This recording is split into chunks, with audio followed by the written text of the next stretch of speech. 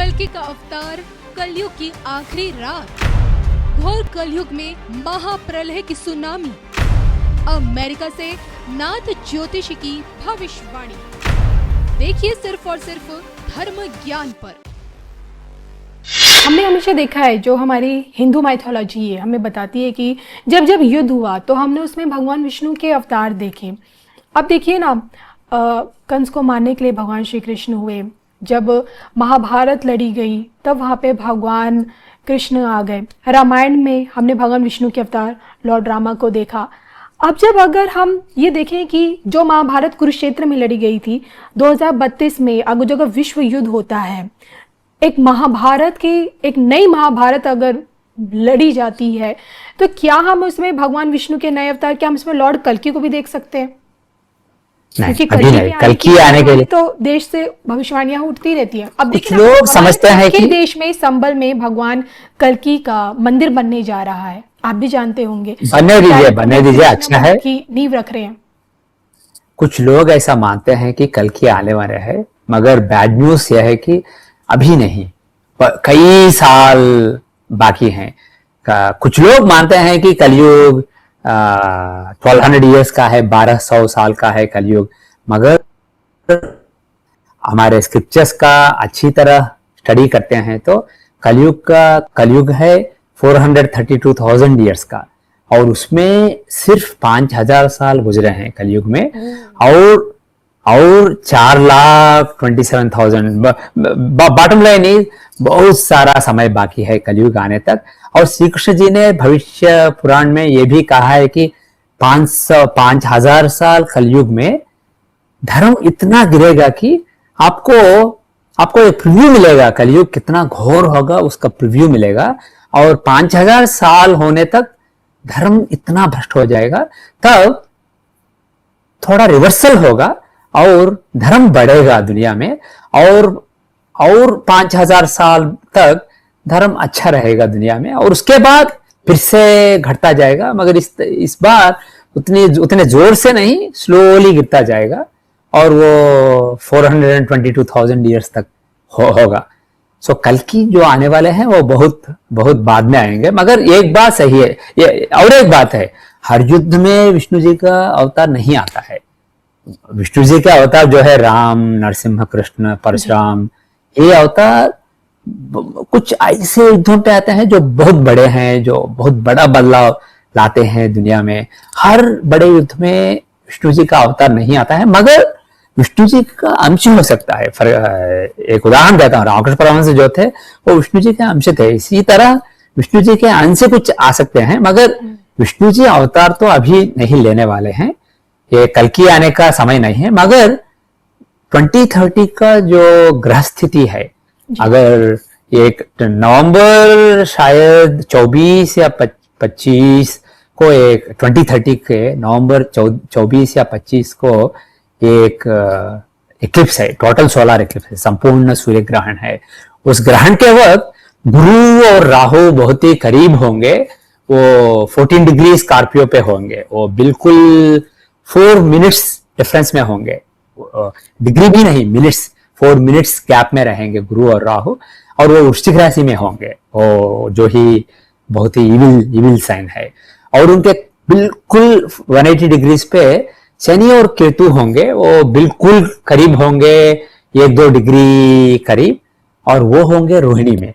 जब शनि रोहिणी पे आते हैं तब बड़े युद्ध होते हैं, बड़ा नुकसान होता है दुनिया का। सितंबर 11 तभी हुआ था, स्टालिनग्राड का युद्ध जो वर्ल्ड वॉर 2 में हुआ तभी हुआ था। इस तरह बहुत सारी बुरी बातें हुई हैं, शनि रोहिणी में होते हैं। अगर इस बार तो शनि के पास केतु भी होगा करीब, और गुरु राहु उनके 180 डिग्रीज पे होंगे, उनके समसप्तक में। इसलिए ये गुरु शनि राहु केतु का जो अक्षर है वृश्चिक और वृषभ में, वृश्चिक और रोहिणी पे नवंबर 2030 में, ये बहुत ही खतरनाक है। ये मिलता जुलता है जैसे ग्रह स्थिति थी महाभारत के वक्त, जैसे व्यास देव ने कहा था ग्रहों की स्थिति के बारे में, उन्होंने कई हिंट्स दिए थे महाभारत में।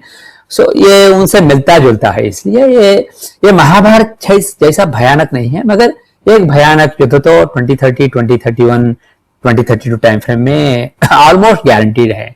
मुझे अनफॉर्चुनेटली लोग पूछते हैं हम क्या कर सकते हैं उसे रोकने के लिए, जी। मगर कभी कभी युद्ध अच्छा होता है, युद्ध से विनाश होता है, मगर विनाश के बाद रिन्यूअल पॉसिबल होता है, उसके बाद एक नई शुरुआत हो सकती है जो अच्छी हो सकती है।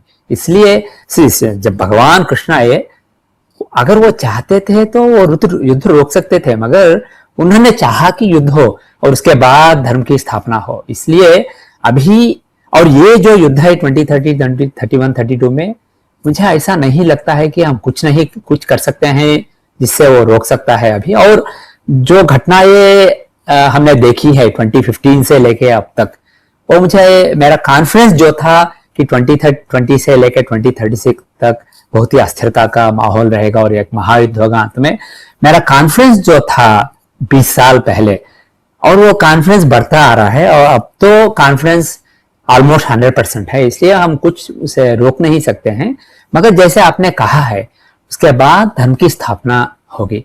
लोग तंग हो चुके होंगे जो भी हो रहा है दुनिया में। देशों के नेता जो हैं वो धर्म का आदर नहीं करते हैं, वो ग्रीडी बन चुके हैं, अपने आप के लिए बहुत पैसा कमाना चाहते हैं, और कंपनी जो है वो बहुत सारा पैसा कमाना चाहते हैं, और जो भी एनवायरनमेंट है उसे डिस्ट्रॉय करना चाहते हैं। इस तरह जो भी अधर्म हो रहा है दुनिया में, और लोगों को मानना चाहते हैं कि इसलिए कि जो चाहते हैं उनसे, जो धर्म का वो मानते हैं, वो लोग उस धर्म का नहीं मानते हैं, इसलिए कि लोगों का कातिल करते हैं। इस तरह का जो अधर्म दुनिया में हो रहा है धर्म के नाम पे, भगवान के नाम पे जो भी अधर्म हो रहा है, जिस तरह ग्रीड से मानव प्रकृति का विनाश कर रहे हैं दुनिया में, ये सब बंद हो जाएगा। ये सब बिल्कुल अधर्म है। और ये 2030 में लोग जागरूक बनेंगे, लोगों में जागृति आएगा और लोग समझ जाएंगे कि क्या अच्छा है क्या बुरा है। और मुझे एक बात की कॉन्फिडेंस है कि जो सनातन धर्म था वो सारी दुनिया में वो विस्तृत हुआ था। अगर आप जैसे आपने बताया था पिछले पर्शिया में जो जोरोस्ट्रियनिज्म था, वो मेरे हिसाब से वो सनातन धर्म का हिस्सा था। सनातन धर्म एक बड़ा अम्ब्रेला है, उसमें वो एक अंश था।